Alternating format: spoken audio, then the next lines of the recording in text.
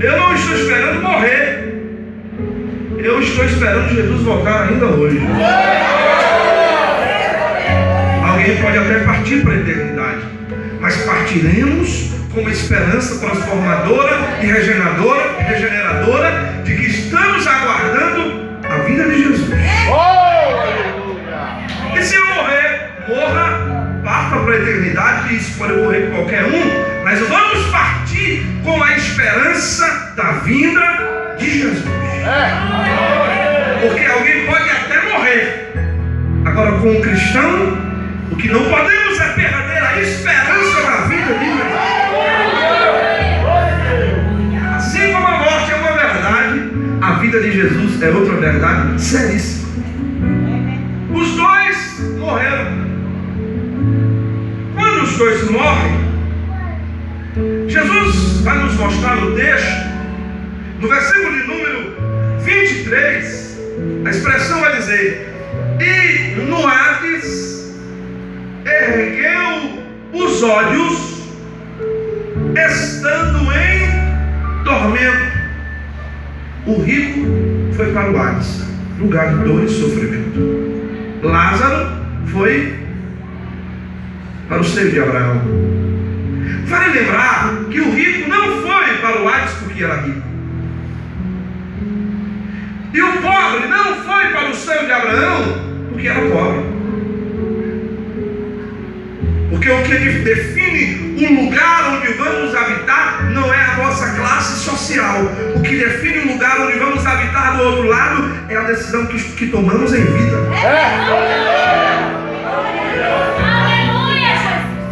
Se o rico reconhece Jesus como Salvador, o lugar dele é no céu. Se o pobre reconhece Jesus como Salvador, o lugar dele é no céu. No mesmo lugar, na mesma casa, na mesma morada. Porque no céu não vai ter classe social nem baixa, nem média e nem grande. No céu seremos um só povo. Lá ninguém vai ser melhor do que ninguém. A matéria física vai ser a mesma. Todos nós seremos revestidos da imortalidade, da incorruptibilidade. Vamos morar na mesma casa. A cor da casa vai ser a mesma. A rua vai ser a mesma. A moradia vai ser a mesma. O corpo é da mesma matéria. Lá só vai ter um que é grande, que é o Rei dos Reis e Senhor dos Senhores. Esse negócio é só enquanto estamos aqui. Lá diante de Deus não mais haverá. Mas o que eu quero destacar com os irmãos dessa noite é que o rico em tormento no Hades ergueu os olhos. Erguer os olhos é algo muito sério. Observe que a maioria das pessoas que se encontravam com Jesus, Jesus falava assim: olhe para mim, o que é que você quer? Porque as pessoas, quando elas iam olhar ou iam ao encontro de Jesus, tanto os pecadores, ou quanto aqueles que queriam alcançar uma cura, eles tinham dificuldade de levantar a sua visão. Porque o homem fraco, amargurado ou entristecido, ele sempre vai estar de cabeça baixa. Você não vai ver alguém que está vivendo o pior momento da sua vida de cabeça erguida, sorridente, bom dia, boa tarde, tudo bem, não vai ver. Porque o estado emocional dela define o seu posicionamento até físico. Quando a gente não está bem, nós não queremos estar num ambiente de alegria, nós não queremos conversar com ninguém, e naturalmente a gente fica cabisbaixo, até tenta dar uma disfarçada para que as pessoas não percebam, mas até quando disfarça, quem tem intimidade com você percebe que tem alguma coisa errada com você, que você não está bem. E por que reagimos assim? Porque nós não estamos bem. O homem, antes de olhar para Jesus, ele está cabisbaixo porque carrega sobre os seus ombros o fardo do pecado. Observe que na Bíblia Sagrada, por algumas vezes o apóstolo Paulo vai dizer para olharmos para cima, onde está o autor e consumador da nossa fé. Outra vez ele fala: prossigo para o alvo que está adiante de mim, olhando adiante, olhando para frente, olhando para cima, nunca olhando para baixo. Quem está olhando para baixo não tem rumo, não sabe para onde vai, não tem endereço certo, não sabe para onde vai chegar, não sabe nem aonde ele mesmo quer ir. Assim é o homem que carrega o fardo do pecado. Ele tem dificuldade de olhar para cima. Como deu trabalho para você, meu irmão ou minha irmã, olhar para cima? Como deu trabalho? E por que deu trabalho? Porque você dizia, mas Deus me ensinou que eu tenho que viver aqui nesse negócio da idolatria. Meu pai me ensinou que ele era devoto, não sei quem, mas não sei quem. Que eu tenho que viver devoto de não sei quem, mas não sei quem. O que é que minha mãe vai dizer se eu olhar para cima? O que é que meu pai vai dizer se eu olhar para cima? Aí você um dia ouviu a voz de Jesus por meio das Sagradas Escrituras e ele ficou dizendo para você: filho meu, dai o teu coração. Filho meu, dai o teu coração. E você olhando para baixo, não, mas meus amigos vão dizer o quê? Os meus colegas vão falar o quê? Como é que eu vou dizer para ele que eu sou crente? Como é que eu vou dizer? E a palavra de Deus continuava batendo firme no seu coração. E você ouvia a voz de Deus dizendo: entrega o teu caminho ao Senhor, confia nele e ele tudo fará. Vamos fazer uma pergunta. Por que você levantou a sua mão para aceitar Jesus? Eu duvido que você levantou a mão assim, ó. Eu aceito Jesus. Ninguém levanta a mão assim para aceitar Jesus. Ninguém levanta. Quando a pessoa decide ter um encontro com Jesus e toma essa decisão e para de olhar para baixo, a reação da pessoa é: você quer Jesus? Ela diz: não, eu aceito. Está o rosto na hora. Porque não dá para aceitar a Jesus olhando para baixo. Não dá para aceitar Jesus olhando para as coisas dessa vida. Ninguém consegue aceitar Jesus olhando para as tradições da família, olhando para os costumes que tinha no ambiente familiar, olhando para os costumes religiosos do ambiente da cidade que você mora, olhando para os costumes da tradição religiosa da sua família. Ninguém consegue aceitar Jesus se ele olha para o espírito de prostituição que ele tinha, para o espírito de bebedeira que ele tinha. Ele não consegue. Mas no dia que ele é tocado pela presença de Deus, a coisa que ele vai fazer é olhar para cima: eu aceito. E quando ele olha para cima, então ele diz: eu vou servir a Jesus a partir de hoje. Aí os amigos dizem: fulano agora é crente. Ei, fulano, crente. Ei, irmão, você agora é lá da igreja, não sei o quê. E aí vem aquelas piadas maldosas. Mas você está olhando para cima, olhando para Jesus. Se esqueceu das coisas dessa vida.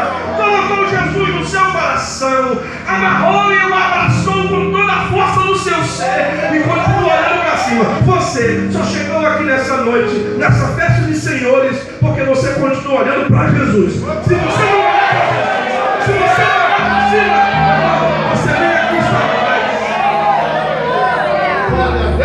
Agora sabe qual é o problema do rico? É que ele deixou de olhar para cima tarde demais. Deus vai nos dando as oportunidades de olhar para cima. Aí o texto diz: e no Hades ergueu, olhou para cima tarde demais. Eu não sei se tem alguém aqui no meio de nós aqui que ainda não tomou uma decisão de olhar para cima, de olhar para Jesus. Mas você não pode deixar de olhar para cima quando for tarde demais. O texto diz que ele ergueu os olhos. E quando foi que ele ergueu os olhos? Quando ele já estava em tormento. Por que o ser humano tem a natureza tão difícil para olhar para Jesus? Quer ver? Ele olhou tarde demais em tormento. Há pessoas aqui nesta noite conosco que olhou para cima, não foi tarde demais, mas olhou por causa também dos tormentos da vida. Olhou para um lado, olhou para o outro, não tinha saída, nem para a direita, nem para a esquerda, nem atrás, nem na frente. Só restou para ele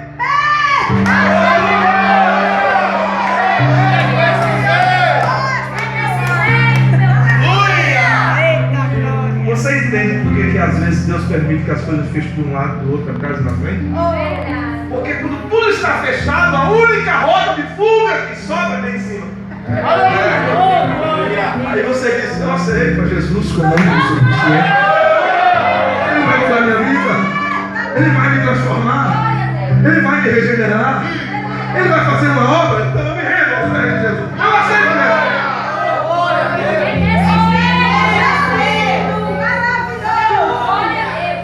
Ele ergueu os olhos e viu de longe Abraão e viu Lázaro. E quando ele viu, diz o verso de número 24, e clamando, olha o que é que ele diz: Abraão, meu pai. Essa expressão do texto, Abraão, meu pai, eu fico entendendo o seguinte: se ele tivesse reconhecido Abraão como pai da fé dele antes, em vida, ele não estava no inferno. Ele não estava no Hades. Sabe qual foi o problema dele? É que ele deixou ser tarde demais para reconhecer a paternidade espiritual de Abraão. Nós falamos de Abraão como nosso pai da fé.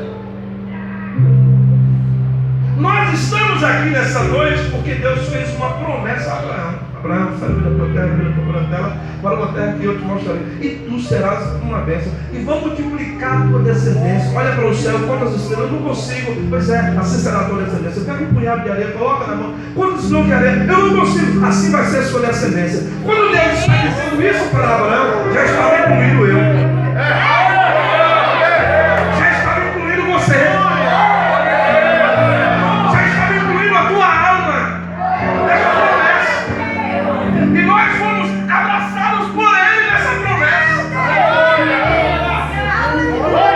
Que bom que nós reconhecemos quem é Abraão agora, vivo com voz, com capacidade para falar, para dar glória a Deus e aleluia, para reconhecer que o Deus de Abraão, de Isaac e de Jacó é o nosso Deus. É o nosso Deus. É o nosso Deus. Aleluia! Mas qual é o problema do rico? Pai Abraão, tarde demais. Não deixe de reconhecer a paternidade de Deus. Não deixe de reconhecer a paternidade dos profetas. Não deixe de reconhecer a paternidade de Abraão como nosso pai na fé. Não deixe, porque quando eu desconheço essa paternidade, automaticamente eu desconheço o Pai Criador. Porque a paternidade alcançada deles é por causa da promessa de Deus. Abraão não existe por causa da religião. Abraão existe por causa da promessa de um Deus vivo e poderoso, que vela e zela por cumprir a sua palavra. Então eu também permaneço debaixo da autoridade daquele a quem o próprio Deus instituiu. Mas ele reconhece isso tarde demais. Glória a Deus. Uma outra questão importante. Ele diz: Pai Abraão, manda que o Lázaro molhe na água a ponta do seu dedo e refresque a língua, porque estou atormentado nesta chama. Eu vou contar uma experiência aqui que foi algo muito pessoal que eu vivi. Esse negócio de Hades, de inferno, de chamas, de fogo, de um lugar de sofrimento, que Jesus está falando aqui e que Lázaro fala a esse respeito, é contado um pouco pelo próprio Jesus, para ilustrar uma grande verdade. Ele estava num lugar de tormento, mas agora ele reconheceu. Aleluia. Olha que negócio sério que eu vou dizer agora. Em vida, ele não dava R$1 para Lázaro. Em vida, Lázaro não significava nada para ele. Mas em tormento, É por isso que nós precisamos valorizar todas as pessoas. Porque aquelas que são arrogantes e não valorizam porque é mais fraco, porque tem uma condição financeira menor, ou porque não tem a condição que o outro, os tormentos da vida vai levar, por força dos tormentos da vida, alguém reconhecer que é mais fraco do que ele, saber que ele também é especial. Foi ele no momento que ele reconheceu. Quando é Lázaro, Lázaro agora era útil. Lázaro agora tinha valor. Agora, por que Lázaro tinha valor? Sabe por quê? Porque Lázaro estava no seio de Abraão.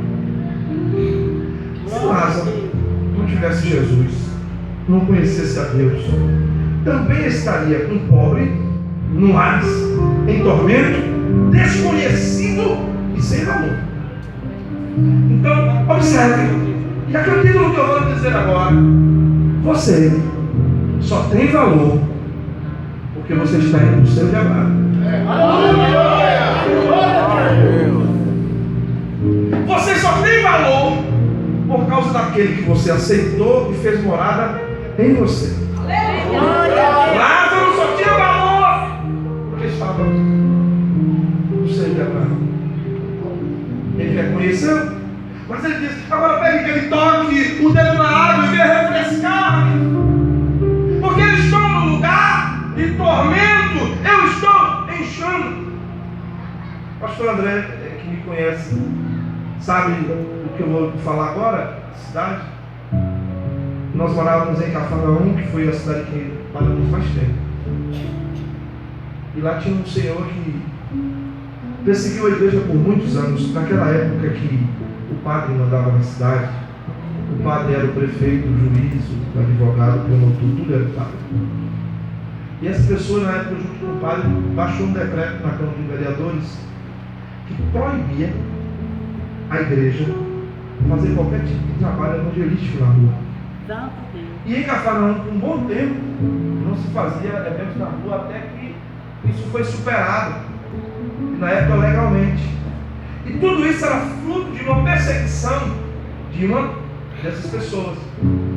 Ele ficou velho, e já na velhice dos últimos dias da vida, ele sempre foi inimigo dos crentes, dos evangélicos. Nos últimos dias foi meu pai, de irmão Genésio, foi visitar ele, disse: seu fulano, o senhor passou a sua vida inteira xingando crente, falando mal de crente, perseguindo a igreja. E nós viemos aqui aproveitar para dizer uma coisa: o senhor já está no leito, já está partindo para a eternidade, e o senhor ainda tem tempo de corrigir tudo que o senhor fez. O senhor precisa aceitar a Jesus Cristo para ser salvo e não perecer do outro lado, sem paz, sem esperança, sem salvação. Aquele senhor, já com as suas palavras roucas, bem fracas, pegou na mão do irmão Genésio